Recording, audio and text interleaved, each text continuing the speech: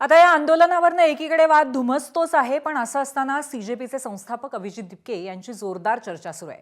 आणि ही चर्चा आंदोलनासाठी किंवा आंदोलनाच्या राजकारणासाठी नव्हे, तर संभाजीनगरमधल्या पक्षीय राजकारणासाठी आहे।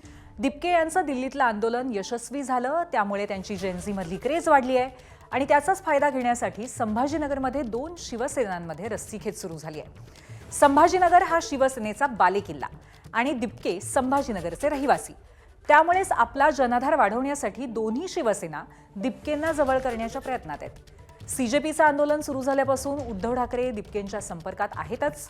दुसरीकडे शिंदेंच्या शिवसेनेचे शिलेदार संजय शिरसाट, बच्चू कडू यांच्यासारख्या नेत्यांनीही दिपकेंच्या घरी भेट देत जवळीक वाढवण्याचा प्रयत्न केलाय।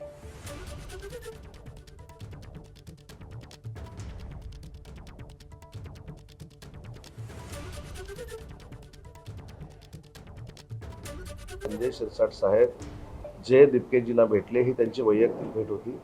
दुसरी महत्त्वाची गोष्ट आहे की दिपकेजींच्या बाबतीमध्ये म्हणजेच विद्यार्थ्यांच्या बाबतीमध्ये शिवसेनेची देखील स्पष्ट भूमिका होती की विद्यार्थ्यांची नीटच्या बाबतीतली जी मागणी आहे ती नीटच्या बाबतीतली मागणी केंद्र सरकारनं विशेषतः नरेंद्र मोदी साहेबांनी पुढाकार घेऊन पूर्ण केलेली आहे।